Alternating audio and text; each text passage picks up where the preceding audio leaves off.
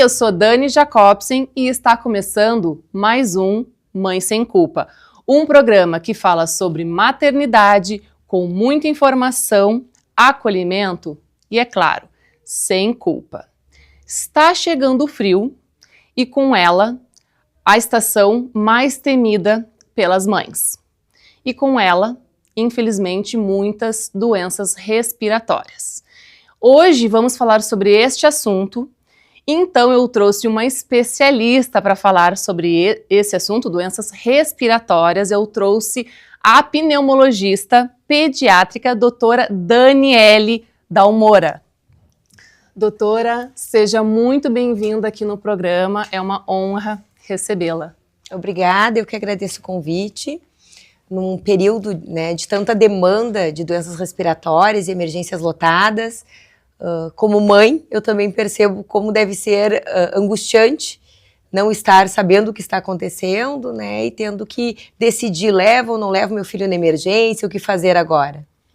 Então, doutora, Daniele, minha xará, eu gostaria então que tu te apresentasse, falasse do teu trabalho e também aonde você atende. Certo. Eu trabalhei por 13 anos no Hospital da Criança Santo Antônio, como emergencista. Além disso, trabalho no Hospital Moinhos de Vento e no Hospital de Clínicas, com os casos de pacientes mais graves, nesse caso do Clínicas, e no Moinhos os pacientes que são triados como não urgência imediata. Então, para podermos dar assistência a todos os pacientes e não ter aquela enorme espera, embora esteja um pouco longa essa espera nesse momento, nós temos um setor que é o Ambulatório dos Verdes, onde o paciente de emergência é direcionado para um atendimento mais rápido, ambulatorial. E eu também fiz uma especialização em sono, então sou especialista em medicina do sono, também infantil. Olha aí, maravilhoso. Isso. E a parte da pneumo que eu faço mais de consultório e acabo exercendo todos os conhecimentos na emergência pediátrica. Muito bem, seja muito bem-vinda. Doutora, eu fiz uma caixinha de perguntas no meu Instagram, e eu vou te dizer, encheu de perguntas, foi assim, acho que foi a caixinha de perguntas mais bombástica que eu fiz, porque todas as mães estão muito desesperadas, com esse frio, o nosso clima aqui é muito úmido, muito trocas de temperaturas, então vieram muitas perguntas, muitas dúvidas sobre doenças respiratórias, um tema que está super em alta, então vamos tirar aqui muitas dúvidas. Então eu selecionei, algumas perguntas e eu gostaria então de te perguntar. Vamos lá? Certo, vamos lá. Então, quais seriam as doenças respiratórias mais comuns em bebês e crianças? A rinite alérgica é muito frequente, principalmente nas crianças maiores de 1 ano. E aí nós entramos na amiga das escolinhas, que são as infecções de vias aéreas superiores, que nós médicos chamamos de IVAs, que é muito mais prevalente que qualquer outra patologia. Daí pode ou não evoluir para bronquiolite viral aguda nas crianças menores, os maiores crises de asma, e algumas crianças, mas bem mais raramente, evoluem para pneumonia, alguns têm laringite viral aguda. É basicamente esse espectro de doenças que a gente trata na emergência. Tá, e quais seriam os sinais e sintomas de alerta, que os pais devem ter em procurar um atendimento? A principal coisa é esforço respiratório. Se a criança estiver com a respiração ofegante, semelhante ao segundeiro do relógio, principalmente nos menores de 1 ano, que costumam ter uma respiração irregular. Essa criança, se ficar com uma respiração regular rápida, é um alerta. Outra é quando a criança faz tipo abdominais para respirar, ela puxa com força para soltar o ar, isso também é um sinal de esforço, e depois disso nós temos as tiragens, que a gente chama, medicamente falando, que é quando a pele afunda por excesso de esforço da musculatura, que inclusive a musculatura ao redor das costelas acaba trabalhando para ajudar o pulmão a esvaziar. Então temos que estar muito atentas nesses sinais. Esse é um critério de buscar uma emergência. A criança com esforço tem que ser avaliada numa emergência pediátrica. Não pode esperar até o dia seguinte. Outra coisa bem importante, principalmente para crianças menores de 2 anos, é a cianose. A criança ficou com a boca roxa, não é normal, precisa ser avaliado. Febre. Febre é uma coisa que não, por si só, ela não é uma urgência. Ela é um alerta do organismo que tem algo errado. Então a gente tem que ficar alerta. Uma febre acima de 39 é critério de emergência? Não. Uma criança que não tem história familiar de crise convulsiva, que os pais não convulsionavam na infância, e a criança não convulsiona, ela pode chegar a 42 de temperatura que ela não vai convulsionar.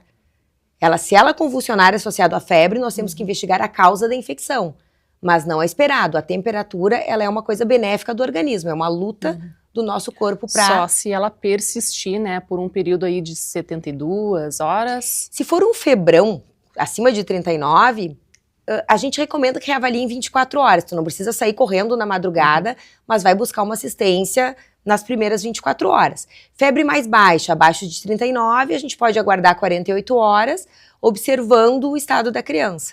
Então, se ela está se alimentando bem, ela não está extremamente sonolenta, ela não tem esforço para respirar, passa a febre, ela fica ativa bem, isso é um sinal benigno que a criança está sob uma infecção que é controlar. Perfeito. E agora eu queria saber, então, a diferença entre bronquiolite e pneumonia em bebês. Certo. Medicamente falando, uma é por vírus e a outra é por bactérias, porque quando a população fala em pneumonia, ela não está falando na pneumonia viral, que pode vir junto com a bronquiolite, é a bacteriana. Então, são dois agentes etiológicos distintos. Mas, no entanto, para a família detectar em casa, quando eu vou suspeitar que o meu filho está com bronquiolite e quando pode ser pneumonia? A primeira coisa, na pneumonia não é comum o chiado no peito.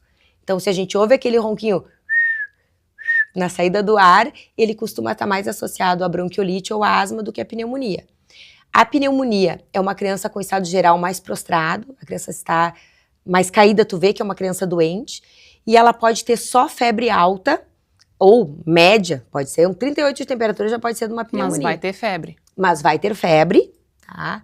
A história da pneumonia oculta, a gente considera que é de tanta radiografia que nós estamos fazendo e tantos exames nas crianças, nós estamos detectando coisas que já existiriam e o corpo curaria sozinho, e nós fazemos uma detecção e aí acabamos agindo, intervindo sem tanta necessidade.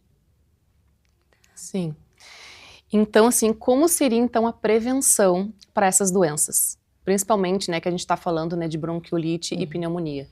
Primeira coisa, recém-nascidos não devem receber visita. Alguém com o nariz coçando, mesmo que ache que é rinite, não deve se aproximar. As crianças só vão ter um pouco das vacinas ali pelos 3 meses, um pouco de imunidade. Nos primeiros 3 meses é crítico pegar qualquer doença.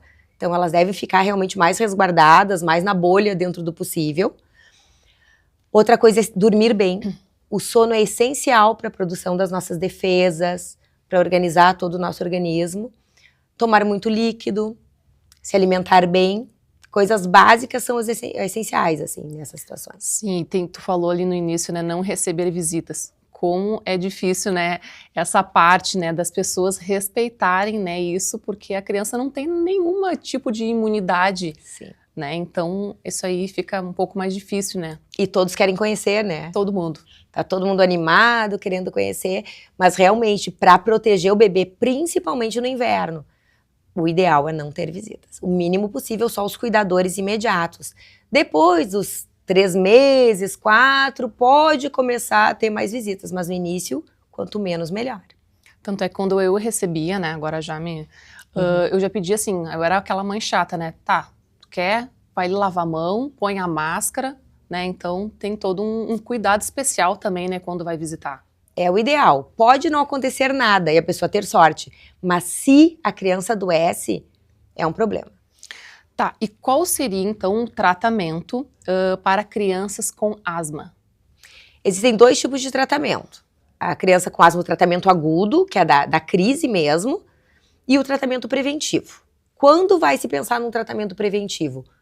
Em algo, quando essa coisa ou essa asma é muito frequente, que vale a pena, no custo-benefício, tu dá para a criança uma medicação diária. Então, no mínimo umas 3, 4 vezes no ano para pensar no preventivo. A menos que sejam crises muito graves que levem a criança à hospitalização, à UTI, aí a gente reduz um pouco esse período. Mas é o Aerolim, né, que é o salbutamol, que a gente usa a cada 4 horas ou intervalos menores, a depender da gravidade, associado a prednisolona só para os quadros graves, isso é importante. A primeira coisa que vai tirar uma criança de uma crise de asma não é o corticoide, não é o xaropinho. É a bombinha, é o Aerolim, que é o salbutamol, que é direcionado com a medicação direto para o pulmão, para agir no órgão-alvo. Muito interessante, né? Porque a gente fica, às vezes, nessa dúvida, né? O que seria, então, a bombinha E realmente... é muito comum começarem no xarope. Ali. E o que interessa é a medicação inalatória. A prednisolona, o xarope, ele vai auxiliar. Mas quem vai resolver é o broncodilatador, que é o salbutamol. Perfeito. Então, vou falar mais uma pergunta aqui.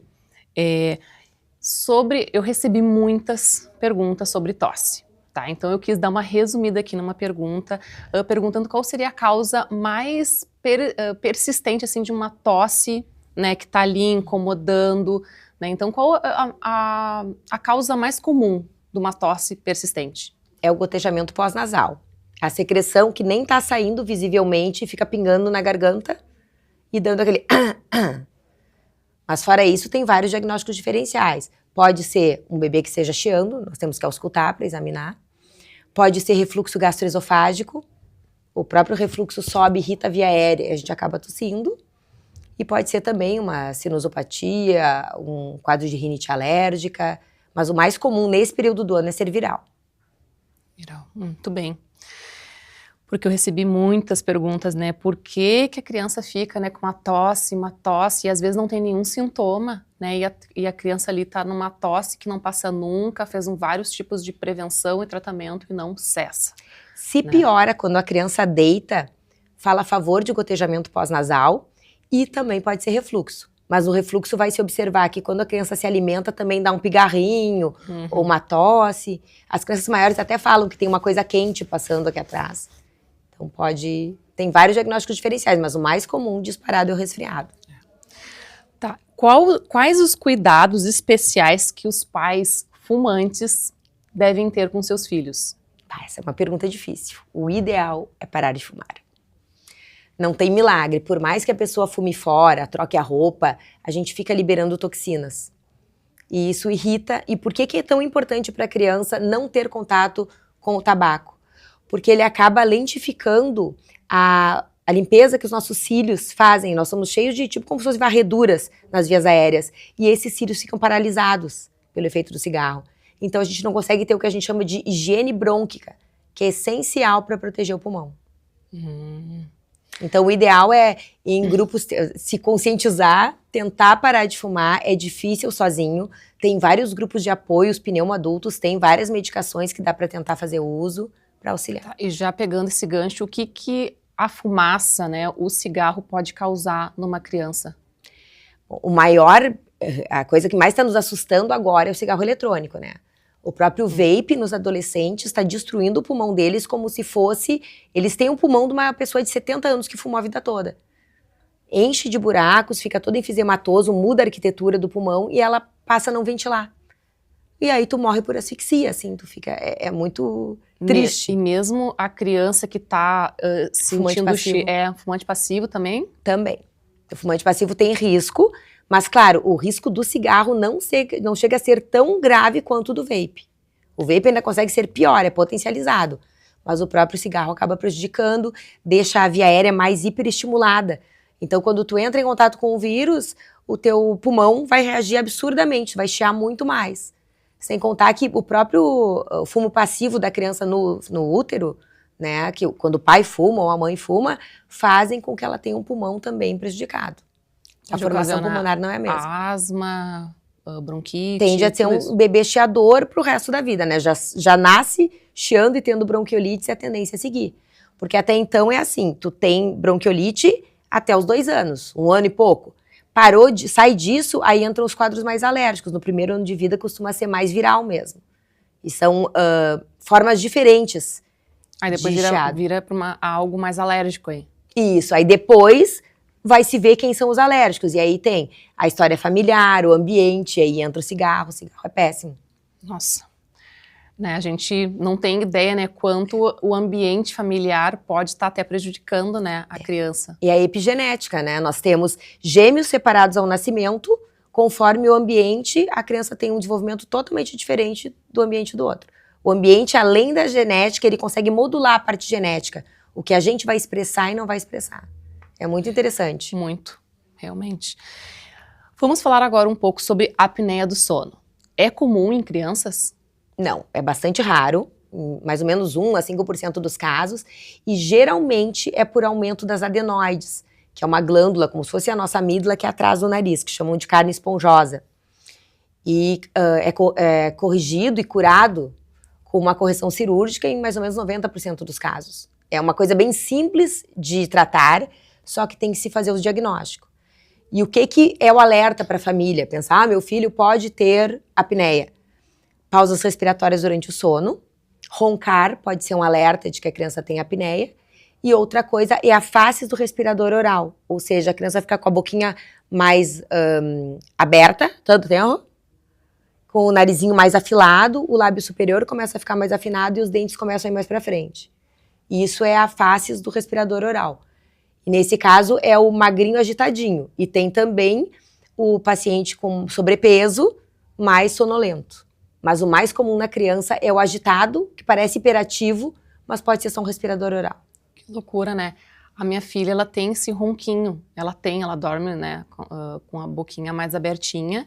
E ela tem às vezes, um ronquinho, né? Mas não é na entrada e na saída do ar. Observa se é... Se for na entrada e na saída do ar é secreção no nariz, que é a coisa da escolinha, né, propicia. E o período do ano que nós nos encontramos. Se não for relacionado a isso, se for tipo ronco de adulto, aí se avalia como é que estão as adenoides. Vou avaliar e vou no teu consultório, inclusive.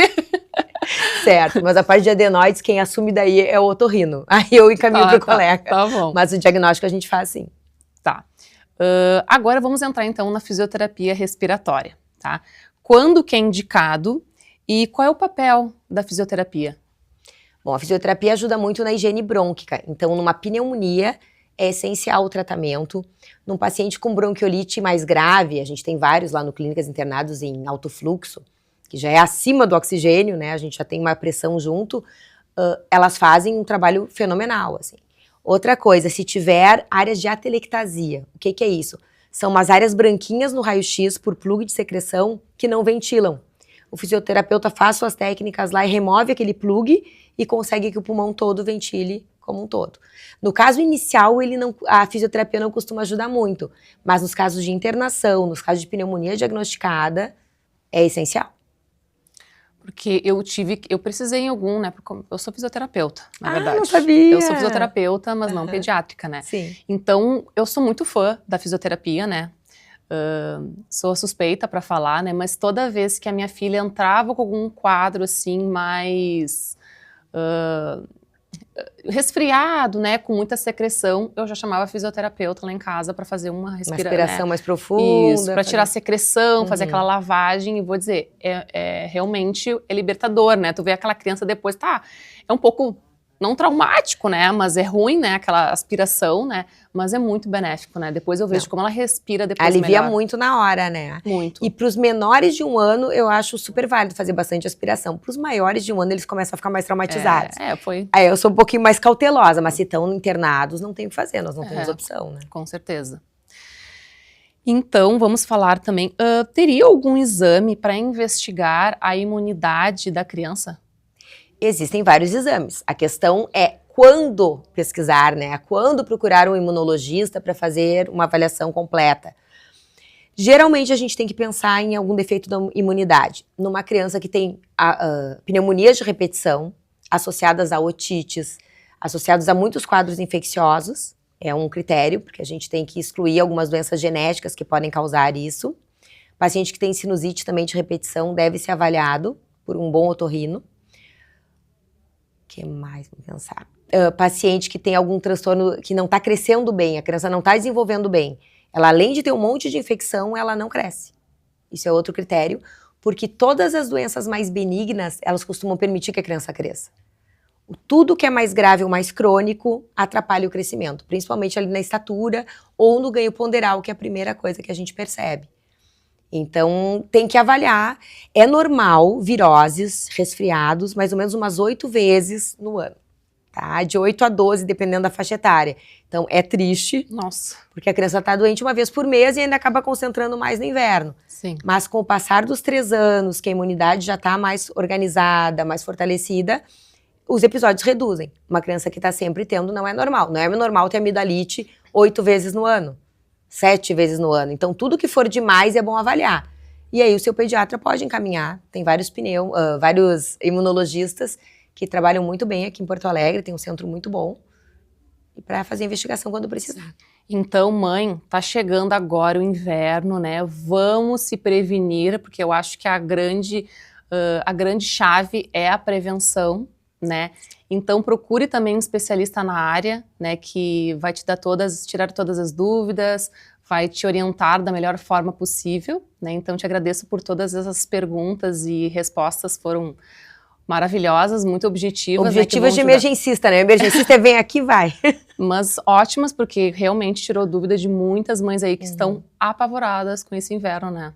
Nosso clima aí maravilhoso. E uma coisa que eu não falei em prevenção, né? A vitamina D é necessária, agora está aprovado até 18 anos, é interessante usar em crianças. Até 1 ano e 2 anos já era obrigatório, mas se estendeu mais a faixa etária. A vacinação, vacina contra a influenza, principalmente nos menores de 5 anos, é muito importante. Mas nos maiores também, quem puder fazer, melhor. E outra coisa, a vacina pneumocócica. Na rede pública, nós só temos a 10 valente.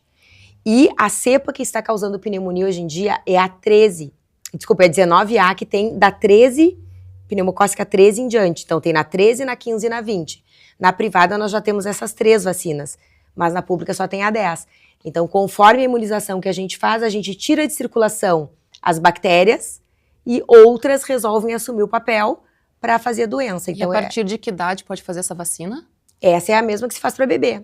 2, 4, 6 meses já se faz. Só que na rede pública não está aprovado. Então, quem fez a vacina gratuita, é interessante fazer um reforço com uma pneumo acima da 13. A 13 já completa. Se puder fazer a 20, melhor. Se quiser fazer a 15... Mas a partir da 13 já previne contra a cepa 19A, que é a que está nos assustando atualmente. Ótimo. Então, vamos vacinar nossos filhos.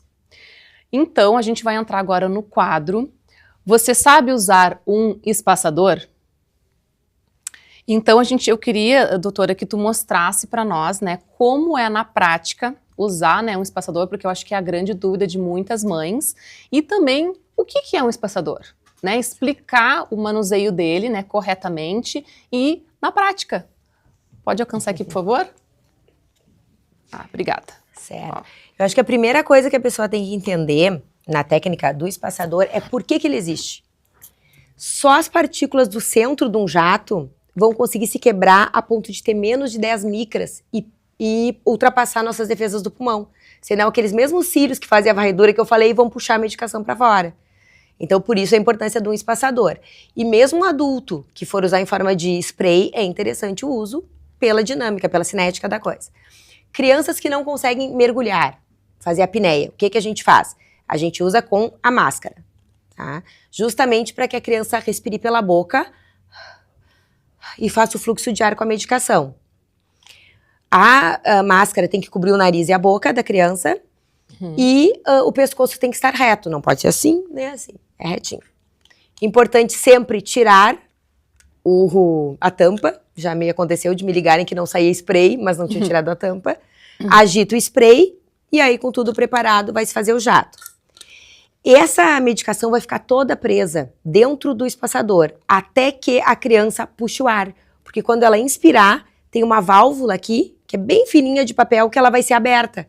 E quando ela abrir, a medicação sai daqui. Então, enquanto a criança não puxar, tu não perde medicação.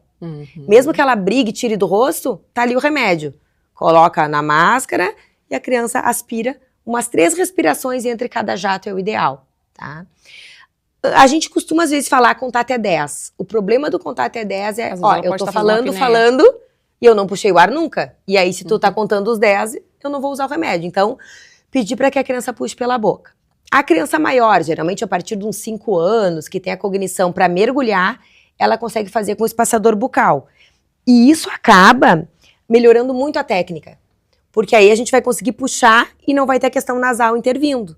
Porque tudo que for via nasal vai ser filtrado e vai virar secreção nasal. Então, a primeira coisa, se eu puxar a respiração, foi só até aqui o ar. Eu tenho que primeiro esvaziar o meu pulmão bem. Depois que eu esvaziei, eu já vou ter agitado o spray preparado, eu vou fazer o jato. Quando eu fizer o jato, eu vou puxar como se fosse um canudo, tá? Ou uma bomba de chimarrão, para nós gaúchos, né? Puxa isso vai abrir a válvula e a medicação tem que ficar agindo no pulmão por uns 10 segundos. Então eu fiz o... 10 segundos. Fiquei 10 segundos segurando. Soltar não interessa, vai soltar pela boca, soltar pelo nariz. O que interessa é a técnica inspiratória e lembrar sempre de esvaziar o pulmão primeiro. E outra coisa, não pode deixar a língua na frente, que algumas crianças põem a língua. É pra como se fosse chupar um canudinho, é. E aí, fazendo Fiquei assim com uma a técnica dúvida. Agora eu pode falar. Essa parte aqui, ó, tanto faz botar assim Não, ou assim? sempre em L. Ah, sempre assim. Sempre em L, formando um L. Sempre agitar o spray, porque o propelente não se mistura à medicação se a gente não agita. Coloca aqui e faz. Então, entre um e outro, uns 10 segundos. Entre as 4 vezes, né? Uns 10 segundos entre cada vez. E no caso, quando termina a forma de utilizar os jatos, a gente só precisa cuidar é a questão de ter medicação. Uhum. O salbutamol, a maioria dos sprays, independentemente da marca, eles têm 200 doses aqui dentro. 200 doses dá mais ou menos uma semana fazendo de 4 em 4 horas. Se orientarem a fazer mais seguido, vai durar menos tempo. Porque depois sai spray, mas não tem mais remédio. Esse meu tem mais de 5 anos aqui, o sprayzinho é só demonstrativo. E ainda tá saindo spray. Tá? Não adianta a gente agitar pra ver se tem, não é fidedigno. Às vezes dá pra gente tirar isso aqui e colocar num copo com metade de água e ver se ele flutua, se ele afunda ou se ele fica no meio termo. Mas eu gosto de calcular. Usei mais ou menos uma semana, troca, que é mais garantido. Ótimo. Muito bem. Falamos aqui com um especialista. Fiquei expert agora, né? Já vou regularizar algumas coisas que eu vi que eu tava fazendo errado. E do espaçador, uma coisa importante é sempre que for lavar, nunca esfregar. É deixar correr em água normal ou ficar de molho. Porque se a gente esfrega, isso cria ondas elétricas ali, que puxa o pó quando ele for feito novamente. De molho aí numa água sanitária? Pode ser de molho numa água sanitária, pode ser no sabonete, naquele de cozinha mesmo. Tá. Sabonete líquido. Detergente mesmo. Deixa ali no detergente, só enxagoa e deixa secar natural. Só não pode friccionar. Se friccionar, a gente atrapalha o uso do espaçador. Então tá, muito obrigada, né, doutora? E agora eu vou entrar então no quadro Dica da Doutora. Doutora, então eu queria que você desse dicas, na verdade é um resumo, né, de tudo aqui que nós conversamos, né, alguma dica para manter uma boa saúde respiratória. Certo, então principalmente crianças que frequentam escolinha, que estão sempre com secreção nasal, é interessante fazer a higiene nasal. Atualmente os otorrinos, quando a criança costuma ter otite média aguda de repetição, eles não querem que a gente faça com seringa. Aí eles preferem que seja um spray, a higiene nasal. Mas no geral o pediatra gosta muito da higiene com seringa. Agora tem aqueles outros mecanismos que são os alto fluxo, que a gente coloca o soro e faz assim com a garrafinha, que vai descendo a secreção. Não é para apertar rápido, é devagarinho. A criança precisa dormir e à noite é essencial o sono. Existem várias medicações que ajudam a reduzir secreção nasal, mas o mais eficaz mesmo é a lavagem. Xarope nem sempre funciona, porque o xarope está te dizendo que é uma medicação em forma líquida. Ele não te diz se é um antialérgico, se é um antitussígeno, se é um corticoide. Então a gente tem que ter um pouco de cuidado. Não adianta ir na farmácia e pedir, eu quero um xarope para tosse, porque depende da causa da tosse. E a tosse, assim como a febre, ela é um alerta. Ela não nos diz nada, mas ela avisa, tem algo errado. E eu preciso descobrir para que isso serve. Não adianta eu sedar a tosse, e aí quando eu percebo a coisa tá muito pior. Sim, na verdade, tu não tá tratando a tosse, tu só tá acessando ela naquele momento, Exatamente. Né? Se quiser usar um antialérgico, beleza. Agora, antitussígeno é complicado, tem que ter indicação médica e só usar porque ele vai sedar o centro da tosse no cérebro. Tu não vai tossir, mas o estímulo continua ali. Então até é angustiante, né, para quem tem sua tosse sedada. Então seria, né, essas dicas.